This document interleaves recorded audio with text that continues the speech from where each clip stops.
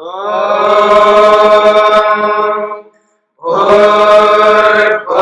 स्वः तत्सवितुर्वरेण्यं भर्गो देवस्य धीमहि धियो यो नः प्रचोदयात्।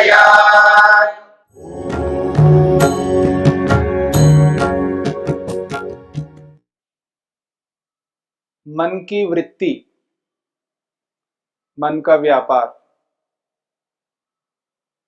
अर्थात मन के विचार। योग में उपलब्धि करना चाहता है, योग को सिद्ध करना चाहता है, योग को आत्मसात करना चाहता है, तो मन की वृत्ति, मन के व्यापार को, मन के विचारों को समझना है। चित्तस्य वृत्तयः बहुत्वे सति निरोधव्या। मन के विचार बहुत हैं, इतने विचार हैं जिनको हम गिन नहीं सकते, अनगिनत विचार। उन सारे विचारों को रोकना है। मन के विचारों को रोकना है तो मन के विचारों को समझना है। मन के विचारों को समझाने के लिए महर्षि वेदव्यास ने, महर्षि पतंजलि ने योग के माध्यम से स्पष्ट रूप से कहा है, वृत्तयः पंचतयः क्लिष्टा क्लिष्टाः। वृत्तियां 5 प्रकार की हैं। मन में जो विचार चलते हैं वो विचार 5 प्रकारों से चलते हैं। और मन की एक वृत्ति है जिसका नाम है क्लिष्ट। क्लिष्ट का अर्थ होता है दुख देने वाली वृत्ति, कष्ट देने वाली वृत्ति। मन के विचार ऐसे विचार हैं जिन विचारों से आत्मा को कष्ट होता है, दुख होता है, पीड़ा होती है। मन में जो भी हम विचार कर रहे हैं, मन में विचार जो चल रहे हैं, उन विचारों से आत्मा को दुख होगा। विचार इसलिए हम चलाते हैं जिससे कि हम सुखी बन सके। जब व्यक्ति विचारना प्रारंभ करता है, मन से सोचना प्रारंभ करता है, वो इसलिए प्रारंभ करता है मैं सुखी हो जाऊं। ऐसा सोच के, ऐसा विचार करके वो सुखी होना चाहता है, दुख को दूर करना चाहता है। कोई घटना घट जाती है, कोई समस्या आ जाती है उसके सामने, जो भी परिस्थिति उसके सामने आ गई, उस परिस्थिति को ध्यान में रख करके मन में विचारता है। विचार इसलिए लाता है मन में जिससे कि दुख से बचूं, कष्ट से बचूं। परंतु उसको ये एहसास नहीं होता है ये जो विचार मैं उत्पन्न कर रहा हूं, इन विचारों से दुख को और बढ़ाऊंगा, कष्ट को और बढ़ा दूंगा। ये एहसास नहीं हो पाता है। तो वो विचार अच्छे हैं या बुरे हैं, इसका पहचान कैसे कर सके? तो महर्षि वेदव्यास कहते हैं, क्लेश हेतु काह, जो मन की वृत्तियां हैं, जो मन में विचार चल रहे हैं, वो क्लेश हेतु काह, वो क्लेश वाले हैं, क्लेश कारण वाले हैं, तो दुखदाई है। यानी जो मन में विचार चल रहा है, उस विचार के पीछे क्लेश यदि है, क्लेश का अर्थ है अविद्या, अस्मिता, राग, द्वेष और अभिनिवेश। या मैं ये भी कह सकता हूं, काम, क्रोध, लोभ, मोह, ईर्ष्या, अहंकार, यह है क्लेश। विचार के पीछे क्लेश होते हैं। यानी जो विचार मन में चल रहा है उसके पीछे अविद्या होती है, अविद्या मूलक विचार है वो मन में चलने वाले। जो भी मैं विचार करूंगा, जो भी सोचूंगा, उसके पीछे अविद्या काम कर रही होती है। एहसास नहीं हो पाता व्यक्ति को। जिस पर विचार कर रहा हूं, जिसको लेकर के सोच रहा हूं, उसके पीछे अविद्या काम कर रही है। उदाहरण के लिए शरीर के बारे में विचार कर रहा हूं, मैं अपने शरीर के बारे में जो भी विचार करूंगा शरीर को लेकर के, जो विचार चलेंगे मन के अंदर शरीर को लेकर के, उसके पीछे अविद्या काम कर रही है। इस अनित्य शरीर को, जो मेरा ये शरीर है ये अनित्य है, इस अनित्य शरीर को मैं नित्य मान करके विचार करूंगा।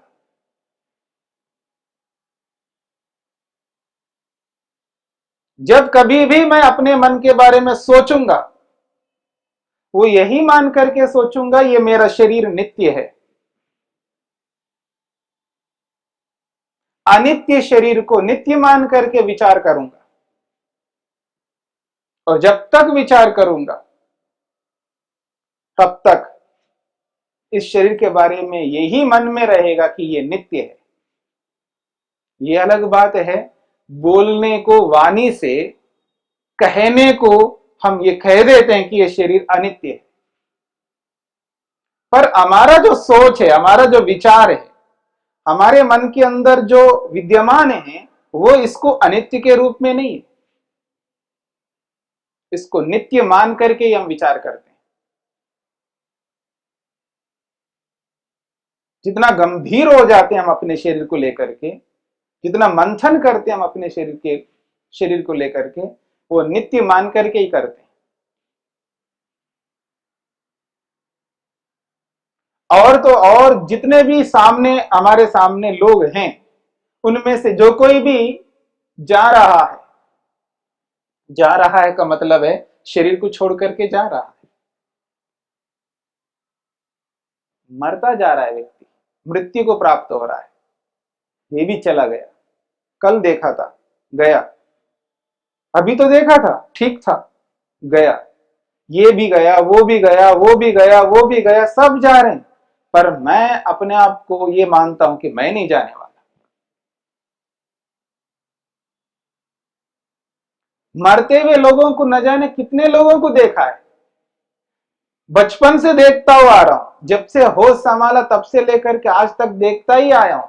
न जाने कितने लोग मरते जा रहे, पता नहीं कितने लोग मरते जाएंगे, इन सबको देख रहा हूं, लेकिन मेरे को यही एहसास रहता है, मेरे मन में ये जो विचार है वो विचार ऐसे ही चलते हैं, मैं तो नहीं मरूंगा।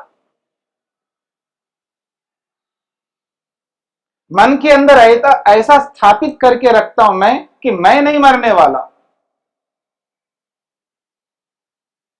यानी मेरा भाव, मेरा स्वभाव, अंदर का स्वभाव यही रहता, मैं नहीं मरूंगा।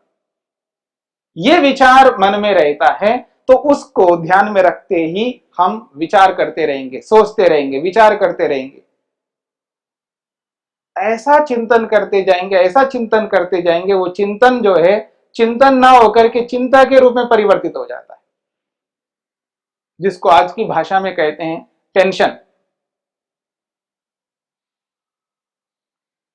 टेंशन कर करके डिप्रेस हो जाता है व्यक्ति, डिप्रेशन में चला जाता है। ये तो एक शरीर मात्र है, शरीर को लेकर के जैसा विचार हम करते हैं वैसे ही मकान को लेकर के विचार करते हैं, पैसे को लेकर के विचार करते हैं, जमीन को लेकर के विचार करते हैं। जितने भी अनित्य पदार्थ हमारे सामने आते हैं, उन सारे जड़ पदार्थों को, सारे अनित्य पदार्थों को नित्य मानने लगते हैं। भले ही शब्दों से हम नहीं मानते हैं, लेकिन अंदर का भाव ऐसा ही रहता है।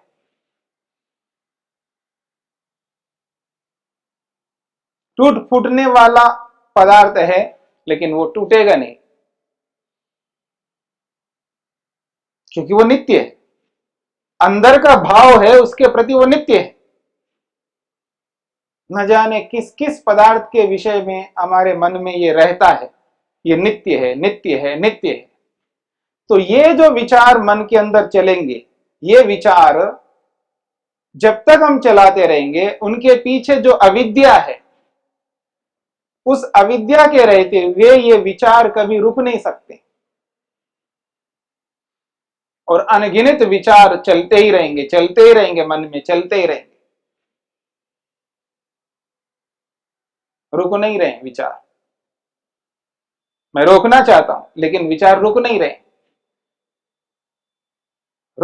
हैं, मैं रोक नहीं रहा हूं इसलिए नहीं रुक रहे। जब विचार करने वाला मैं हूं, विचार मैंने प्रारंभ किया है तो अंत भी मैं कर सकता हूं लेकिन अंत नहीं करता हूं। प्रारंभ तो करता जाता हूं लेकिन अंत नहीं करता हूं, इसलिए विचार निरंतर चलते रहते हैं। क्लेश हेतु का, क्लेश को, जो क्लेश है वो क्लेश को जब तक मन में रखेंगे और क्लेश जब तक मन के अंदर विद्यमान है तब तक हमारे विचार क्लेश मूलक ही होंगे, क्लेशी कारण बने रहेंगे, इसलिए दुखदायी बनते हैं। और जितने भी विचार मन के अंदर चल रहे होते हैं उन सब विचारों की अंतिम परिणति जो है वो दुख है हमारे सामने। अनित्य को नित्य मान करके विचार चलाते रहते, अशुद्ध को शुद्ध मान करके विचार चलाते रहते, अशुद्ध पदार्थ को शुद्ध मानने लगते हैं। और जब तक अशुद्ध पदार्थ शुद्ध के रूप में हमारे मन में रहेगा तब तक विचारों को रोक नहीं सकेंगे, बार बार उसके प्रति हमारा मन जाएगा, हमारी आंखें उसके प्रति जाएंगी, आंखें देखना चाहेंगी, सूंघना चाहेंगे, चखना चाहेंगे, अवश्य स्पर्श भी करना चाहेंगे, सुनना भी चाहेंगे, क्योंकि अशुद्ध को शुद्ध माना है। और दुनिया में जो जो अशुद्ध पदार्थ है उसको शुद्ध मान करके ही हम विचार करते रहते हैं। मन में जितने भी विचार चल रहे होते हैं वो विचार इस रूप में चल रहे होते हैं क्योंकि अशुद्ध को शुद्ध मान करके हम चल रहे हैं। अशुद्ध की भावना जब तक मन में नहीं रहेगी, उस अविद्या को हटाएंगे नहीं, तब तक ये विचार चलते रहेंगे, विचारों को नहीं रोक पाएंगे। क्योंकि कारण जब तक विद्यमान है तो कार्य चलता ही रहेगा। कार्य को रोकना है तो कारण को हटाना पड़ेगा। ये जो आंखों से देखने की इच्छा उत्पन्न होती है, देखना चाहते हैं हम आंखों से, इसलिए देखना चाहते हैं क्योंकि उस देखने की इच्छा के पीछे वो अविद्या काम कर रही होती है। और जब तक वो कारण आंखों के पीछे रहेगा तब तक देखने की इच्छा को हम रोक नहीं सकते। और जबरदस्ती उसको रोक करके पकड़ने का प्रयास करते हैं तो जबरदस्ती तो रुक जाएगा, जबरदस्ती से उसको पकड़ के रहेंगे, लेकिन वो जबरदस्ती सदा नहीं रह सकती। वो जबरन जब तक रहेगा तब तक उसको हम रोके रखेंगे। ये तो ऐसा ही है, बड़ा आदमी सामने है तो उसको देख करके हम अपने आप को रोके रखते हैं, लेकिन वो बड़ा आदमी सदा नहीं रह सकता सामने, वो तो हटेगा कभी ना कभी। उसके हटते ही वो रुकावट जो है वो दूर हो जाएगी, फिर वापस वही स्थिति आ जाएगी। तो देखने की इच्छा निरंतर बनी रहेगी और निरंतर हम देखना चाहेंगे क्योंकि मन के अंदर वो अशुद्ध को शुद्ध वाली भावना को विद्यमान करके रखा है। वो जो भावना मन के अंदर जब तक रहेगी, वो जो भावना है वही अविद्या है, वही क्लेश है। वो क्लेश जब तक मन के अंदर है तब तक हम देखने की इच्छा को रोक नहीं सकते, निरंतर देखना ही चाहेंगे। किसी बाधा के उपस्थित होने पर उस बाधा के कारण से हम रुके रहेंगे, चाहे वो माता पिता हो, गुरु आचार्य अध्यापक हो, या वो राजा हो, वो समाज के बड़े लोग हों, वो मित्र साथी भी क्यों ना हो, या जिस किसी से भी हम डरते हैं वो क्यों ना हो, जब तक वो डर सामने है तब तक हम उसको रोके रखेंगे। डर के हटते ही वापस देखने की इच्छा पैदा होगी। जैसे देखने की इच्छा है वैसे सूंघने की इच्छा है, वैसे ही चखने की इच्छा है, वैसे सुनने की इच्छा है, वैसे छूने की इच्छा है। ये निरंतर मन के अंदर चलते रहेंगे। इसलिए हम मन में उत्पन्न होने वाले उन विचारों को रोक नहीं पाते, वो विचार निरंतर चलते रहते हैं। जब व्यक्ति साधना के लिए बैठता है, ध्यान के लिए बैठता है, उपासना करना चाहता है, परमात्मा का स्मरण करना चाहता है, चाह को लेकर के बैठता तो है, लेकिन वो जो इच्छा है, देखने की इच्छा, स्पर्श करने की इच्छा, चखने की इच्छा, सूंघने की इच्छा, वो तो है मन के अंदर, क्योंकि उसका कारण क्लेश विद्यमान है मन में। और जब तक वो क्लेश मन में विद्यमान है, उस क्लेश के रहते हुए उस इच्छा को रोक नहीं सकते। और जब तक वो इच्छा बनी रहेगी तब तक हमारा सोच, हमारे विचार रुक नहीं सकते, वो नहीं रुकेगी। इसलिए निरंतर विचार चलते रहेंगे। और जिस इच्छा को लेकर के हम बैठते हैं ध्यान करने के लिए, उपासना करने के लिए, बैठ तो जाते हैं, आंखें भी मूंद लेते हैं, बड़े मुश्किल से धारणा भी बना लेते हैं, परमात्मा को भी आत्मा के सामने लाने का प्रयास करते हैं, भाव लाते हैं कि परमात्मा सब जगह है तो मेरे सामने भी विद्यमान है। और जैसे ही उस परमात्मा के विचार को मन में लाने लगते हैं, और जो इच्छाएं हैं मन के अंदर जिनको मैंने पाल के रखा है, वो सारी की सारी इच्छाएं आ जाती हैं। और उनके आने के बाद में वो सारा का सारा वो ही सामने रहता है।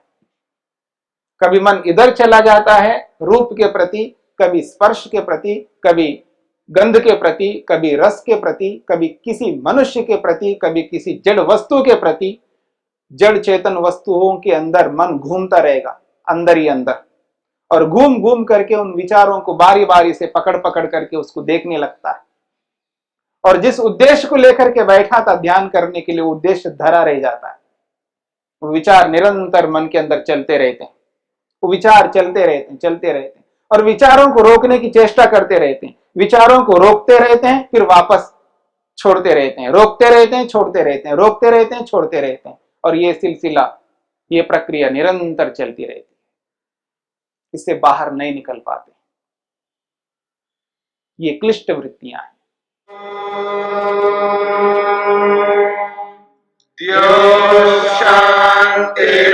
शांतिरंतरिक्षं शांति पृथिवी शांतिरापः शांतिरोषधयः शांतिः वनस्पतयः शांतिर्विश्वे देवाः शांतिर्ब्रह्म शांति सर्वं शांति शांतिरेव शांति क्षमा शांतिरेधि। ओम